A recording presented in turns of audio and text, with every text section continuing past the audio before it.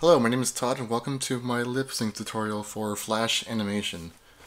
I am a professional artist and animator working in the industry, and I will be showing you a trick to efficiently make your lip sync in your animation. So in this file I work primarily in symbols. Symbols are a lifesaver in Flash animation. You can always use these to swap out characters, make sure everything's on model, and if for some reason you had to make a change, it's very easy to just swap them out with your previous animations instead of redrawing the same character over and over again. Right now I'm clicking my frame just to show you how I work. This is the main file that would be playing last. The frame shows me where the bleed would be in the background or where my character would be in the animation. I'm also clicking on my model to show you that this is what she looks like in an outline, I guess. But yeah, outlines are great if you're animating because you'll be able to see any kind of mistakes you're making, and it's a great way to pinpoint it if you have multiple files. As far as symbols in animation, I work in graphics. I don't use movie clips or buttons. Graphics are just what you use when you animate. And as far as what I'm using in its description, I go with loop or play once since the audio is just a one shot. So ideally it would be play once, but for this tutorial it doesn't matter. So I'll go ahead and click into Connie's head.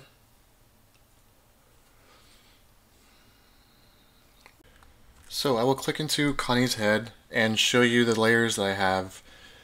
I basically break down the entire head so that every section of it is split up into different layers. So there's a layer for the front hair, the left eye, the right eye, the lips, the back hair, the head itself. And this helps me keep things organized.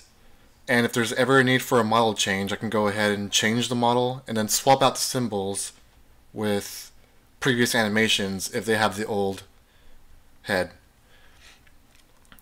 And so I'm looking into the eyes, and you can see everything's separated. There's the whites of the eyes, the pupils, the eyelashes.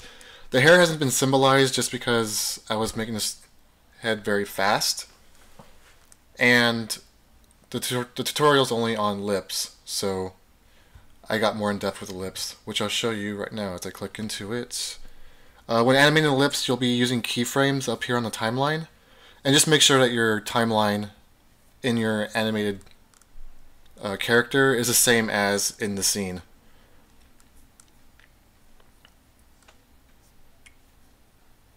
And you will notice that the lips are on a single frame. This is very specific, but I will get into it. So when you click into the symbol of the lips, it'll come up with a different timeline, much like your animation and your character. What you'll be doing is extending the timeline out and making a drawing for every lip that you can think of, or every mouth that you can think of. So I've made one after every other page, like an animation. So there's 1, 3, 5, 7, 9, 11, so on and so forth. And every frame has a different mouth that I'll be using as I animate Connie. For a basic mouth pack, you can look at the Animator Survival Kit, and they have just a list of mouths with the different syllables that you can refer to. They're all interchangeable. I mean, you can vary it to match your own style, but for the most part, it's what most animators base their mouths off of.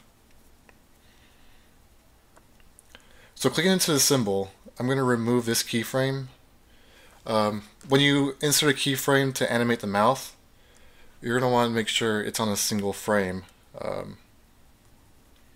There are other stuff like play once and loop. If you play once, it's not going to be synced up to your audio.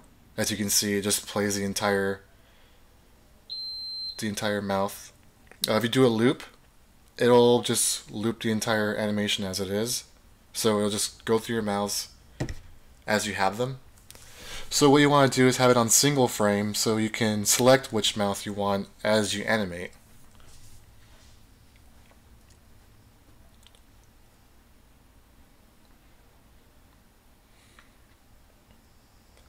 So I went ahead and put it on single frame. You'll be adding keyframes to your lip layer. What you don't want to do is add a blank keyframe, because what will happen is, as I insert a blank keyframe, you'll see that the symbol will disappear. It's because you're erasing the layer and whatever is on it when you do that. So go ahead and remove it and insert a keyframe. The shortcut is F6. If you don't have your F keys as shortcuts, you can go ahead and right click and insert a keyframe. So here what I'm doing is I'm clicking the mouse, inserting the keyframe, and in the properties menu I will be selecting a number based on the mouse that I have in my pack that go along with my lip sync.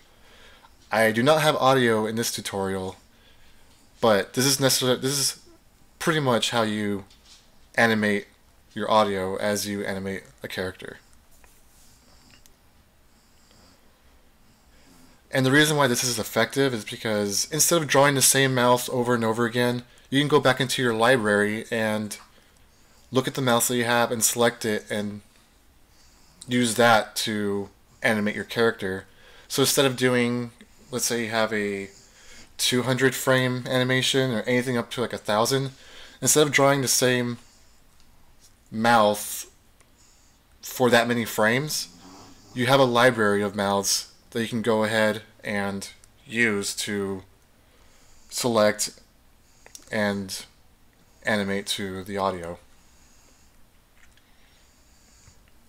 And if for some reason the mouth pack that you have doesn't have a drawing in it, just go ahead and use blank keyframe and draw into it. Just make sure to replace the mouth in your other keyframe. Now here, what I've done is I've inserted 155 into the numbers to show, just in case you accidentally use a number that's not in your mouth pack and it doesn't work out.